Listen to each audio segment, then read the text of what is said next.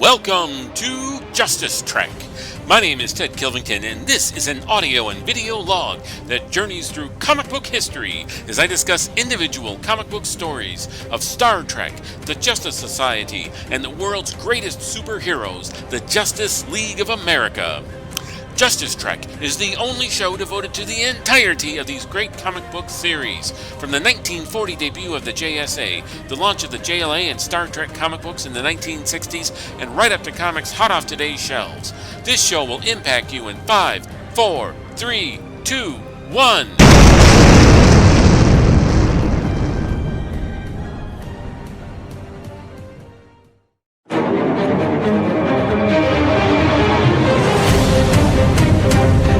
Hey friends, welcome to Justice Trek.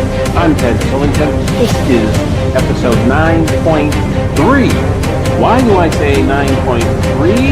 Because we're still talking about 1978's Showcase number 100. In episode 9.1, I talked about the history of the Justice League Justice Society team ups in the context of Crisis. I call it a Crisis Trek episode, where we journey through DC Comics publication history to discuss what was leading up to the 1985 crossover event, Crisis on Infinite Earths.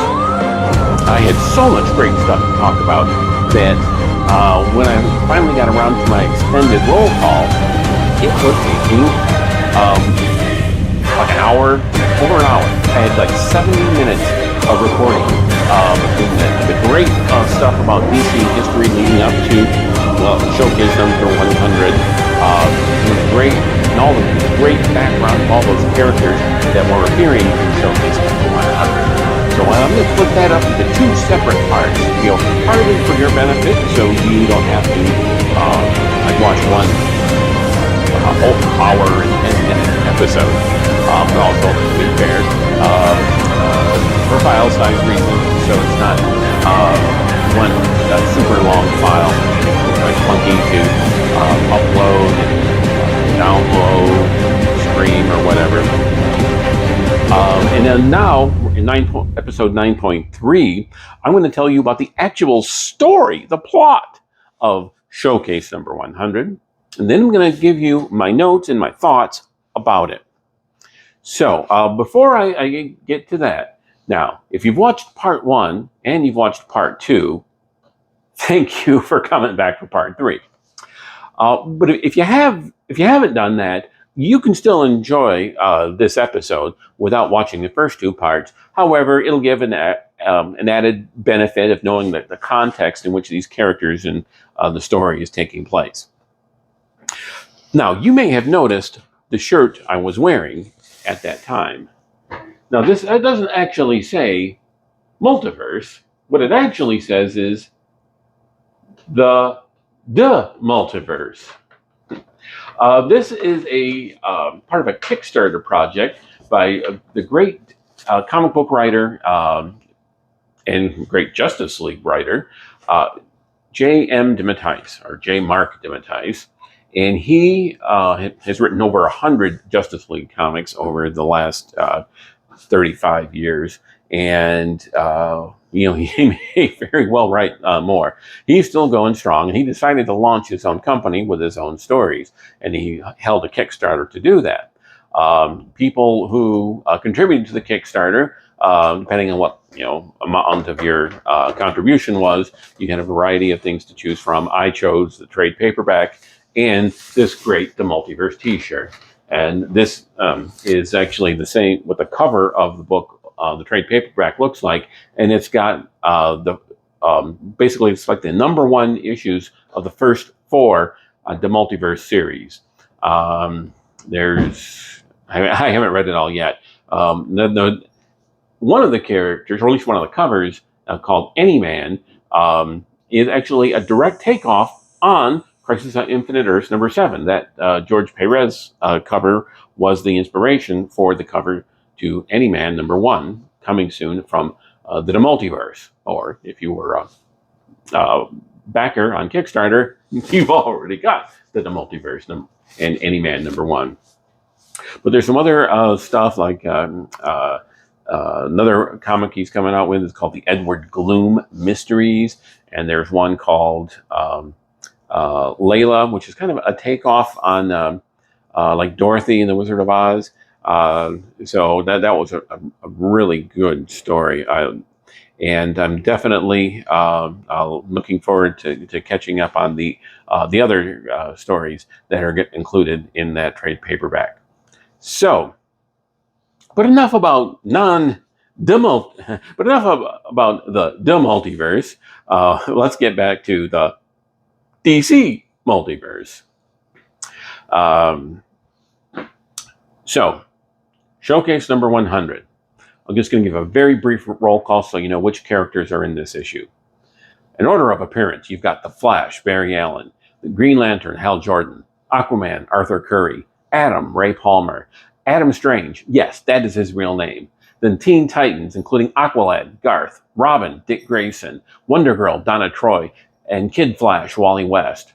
You've got the Metal Men, including Gold, Platinum, Lead, Iron, Tin, and Mercury. You've got Rip Hunter, the time-traveling adventurer, and his crew. Hawk and Dove, that's Hank and Don Hall. Johnny Thunder, the Old West gunfighter, John Tane. Anthro, the caveman known as the First Boy. Sergeant Rock, World War II Army non-commissioned officer Frank Rock. Fireman Fred Farrell, the firefighter who made its one and only prior appearance in Showcase number 1. Enemy Ace, Baron Hans von Hammer. Lois Lane, the Daily Planet reporter. The Creeper, Jack Ryder. The Challengers of the Unknown, including Rocky Davis, Professor Haley, Red Ryan, and Ace Morgan. Then you've got Space Ranger, Rick Starr. Windy Wiggs and Willie Newton, the comedy teenager duo that were actually just ripped off versions of Dobie Gillis and Maynard G. Krebs. There's Batlash, the charming and debonair gunfighter Bartholomew Lash. Ma'am. The Inferior Five, including Merry Man, Awkward Man, Dumb Bunny, White Feather, and the Blimp.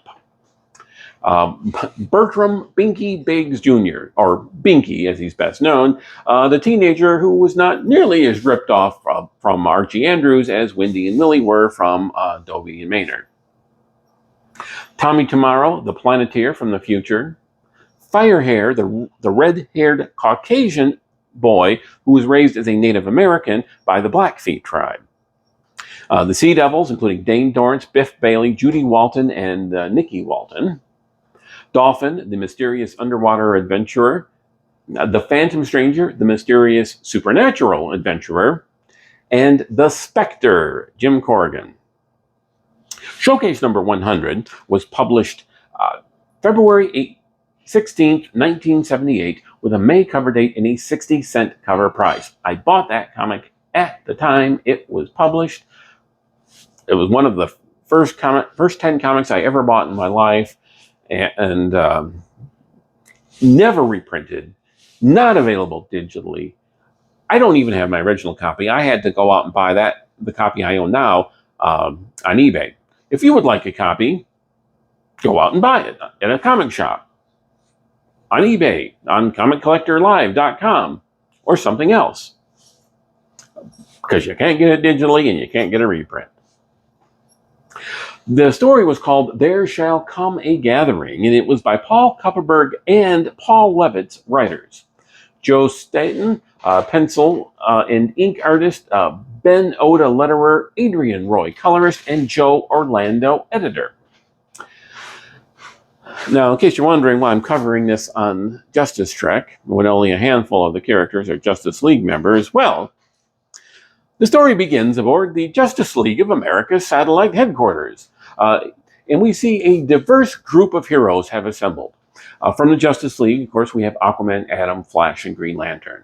From the Teen Titans, we have Aqualad, Robin, Wonder Girl, Kid Flash, and occasional members Hawk and Dove. From the Metal Men, we have Mercury, Gold, Lead, Platinum, Tin, and Iron. And lastly, there is Rip Hunter and with his crewmates, Bonnie Baxter, Corky Baxter, and Jeff Smith. Oh, and of course, last but definitely not least, Adam Strange. I do that because he has like a fin on his forehead. I probably don't need to do that.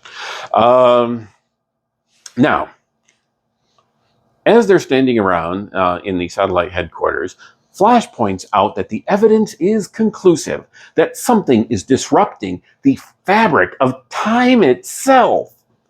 On the Justice League monitors, they see, in the present day, the Old West gunfighter Johnny Thunder, the prehistoric cave boy Anthro and his father Neon, the World War II soldier Frank Rock, and the World War I German pilot Hans von Hammer, known to American soldiers as the enemy ace. They also see a series of natural disasters, such as raging blazes being controlled by firefighter Fred Farrell and his team. The Atom points out that the other members of the Justice League are tied up on missions. Green Lantern mentions that something is blocking him from contacting the Guardians of the Universe to ask for aid. The heroes deduce that the natural disasters are caused by the Earth being moved out of orbit, and that whatever is moving the Earth has created a stasis field to prevent the planet from breaking apart on the move, and that is what's causing both the time disruption and blocking Green Lantern's distress call. The heroes then split off into teams. Rip Hunter and his crew leave in Rip's time sphere to look for the source of the trouble in the time stream. Adam Strange, Green Lantern, Flash, and the Atom head out to space to look for the power source for whatever is moving the planet, and the rest of the heroes travel to Earth's surface to help people deal with the disasters. The space team quickly discovers the ship that is towing the planet when giant robots emerge from the vessel to attack them. Meanwhile, in the city of Metropolis, journalist Lois Lane mentions on a news broadcast that Superman and the remaining members of the Justice League are out in space looking for the source of Earth's dilemma. Lois pleads for Superman to return to Earth and concludes her WGBS TV news broadcast about the events when she is confronted by fellow news hound Jack Ryder. Just then, the Challengers of the Unknown jump in the window from their helicopter, having been sent there by the government. Their task is to use the news station's transmitter and boost the signal to create a cosmic SOS, but they too are unable to get past the stasis field. Prof. Haley of the Challengers then locates a potential source of the disturbance in the Midwest, and then his team jump in their helicopter to investigate. Lois Lane also jumps in, as does the mysterious and bizarre superhero known as the Creeper. Unbeknownst to the others, the Creeper is Jack Ryder, and the news hound had transformed himself into his superhero alter ego in order to join in the action. Back in space, Green Lantern, Adam Strange, Flash, and the Atom struggle to deal with the giant robots when a new spaceship rushes in and blasts many of the attacking mechanical attackers. Then out of the ship emerges the 22nd century adventurer, Space Ranger, and his alien sidekick, Krill.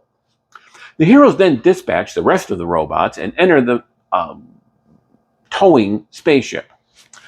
Meanwhile, an alien intelligence in the Midwest, the source of power, detects the heroes entering the towing spaceship and dispatches a bizarre animal-vegetable creature to attack the ship's interlopers. Space Ranger and Krill dispatch the creature, but they still have to deal with the ship towing the Earth. Now, back on Earth in Gotham City, private detectives Angel O'Day and Sam Simeon they have their offices, and in their offices are several persons from throughout space and time have gathered. That includes the aforementioned Anthro and Neon.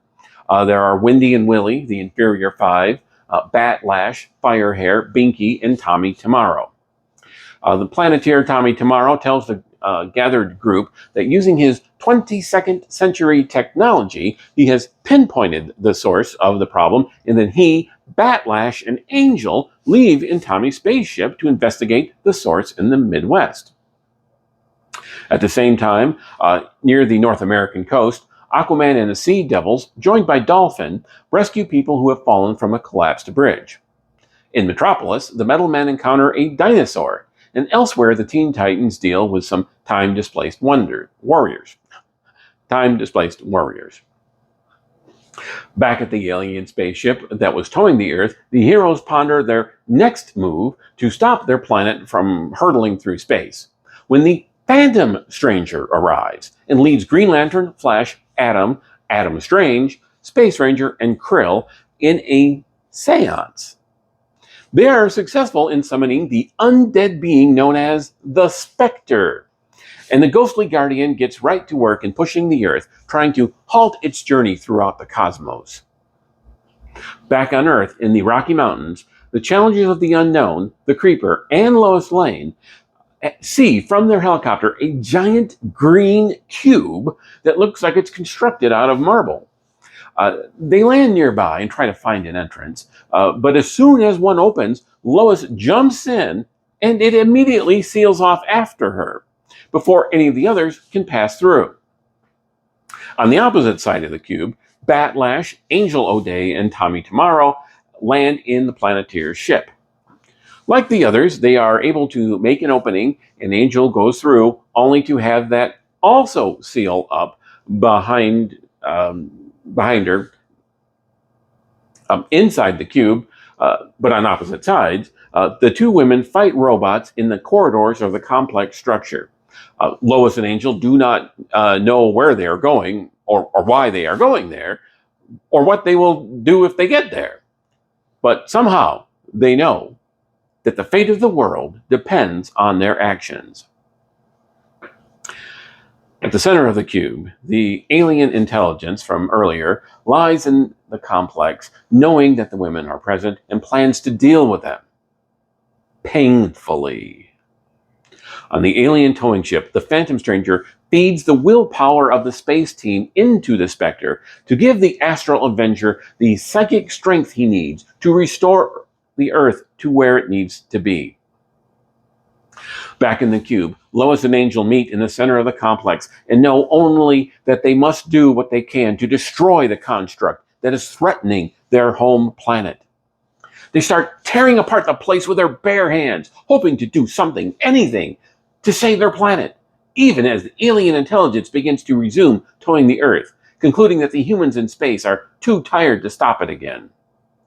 Just then, a mysterious white-gloved hand grabs Angel's hand and places it on one particular set of wires. Angel pulls that one last set of wires, which, unbeknownst to her, begins the self-destruction of the complex and sends the alien intelligence hurtling out into space. Lois and Angel then hug each other for comfort, and since the time and space disturbance has ended, all of the time-displaced beings, like dinosaurs and space rangers and planeteers, return to their native eras. In space, Flash says he'd still like to know what happened, and the Phantom Stranger replies that perhaps it is best that they never know. The end. I first read that story when I was 9 years old, and I thought it was super awesome cool. And still today, that's a lot of story for one 34-page yarn. And not a lot of decompression going on there, folks. So what I'm going to do now is, like I often do, is I like to do the credits in the middle of the show so people actually sit through them. And then we'll come back and I'll do my notes and thoughts about showcase number 100. Well, you'll finally get to hear if I like it or not. No, but I'll do like a page-by-page breakdown. And then also, along the way, I'll describe like some of the things that are influential to the Crisis on Infinite Earths. So click subscribe, stick around, and it'll be very, very good. You'll be glad you stuck around.